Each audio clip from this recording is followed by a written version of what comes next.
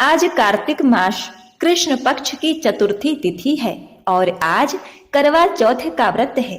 भविष्य पुराण के अनुसार इस व्रत को करने से महिलाओं को सदा सुहागन रहने का आशीर्वाद प्राप्त होता है तथा घर परिवार में सुख शांति बनी रहती है और 7 जन्मों तक पति पत्नी का साथ बना रहता है।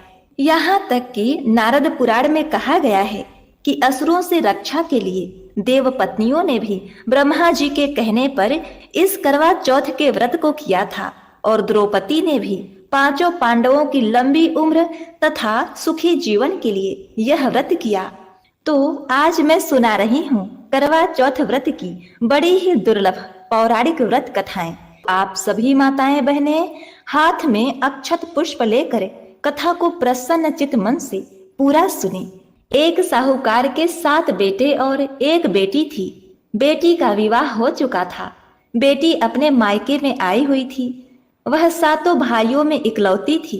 7 भाई अपने बहन से अत्यधिक प्रेम किया करते थे।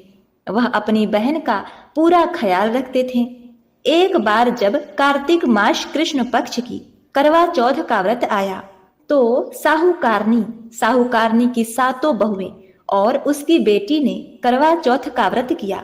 शाम को जब साहूकार के सभी बेटे भोजन के लिए बैठे तो उन्होंने अपनी बहन को भोजन करने के लिए कहा। भाइयों को भोजन करने के लिए बुलाने पर बहन ने कहा, हे भाई, आज मेरा करवा चौथ का व्रत है। चांद अभी तक नहीं निकला है। जब चांद उदित होगा मैं चांद को अर्घ देकर यह व्रत करके तब अंत में भोजन करूंगी। करवा के ऐसा कहने पर भाइयों को बड़ी ही चिंता हो गई कि बहन भूखी है और अभी चांद भी नहीं निकला है। ऐसे में 7 भाइयों में से सबसे छोटा भाई एक पहाड़ी पर दिया जलाकर उसे चलने की ओट में रख दिया और फिर बहन के पास आया और बहन को कहने लगा, हे मेरी लाडली बहन, देखो अब चांद उदित हो गया है, अब अर्घ देकर खाना खा लो। बहन ने अपने भाभियों से भी कहा कि भाभी देखो चांद निकल आया है, अब आप लोग भी अर्घ देकर व्रत पूरा करके भोजन कर लो। भाभियों ने ननद करवा की बात सुनकर कहा, हे ननद जी, यह चांद तुम्हारा भाई लाया है, यह हमारा चांद नहीं है।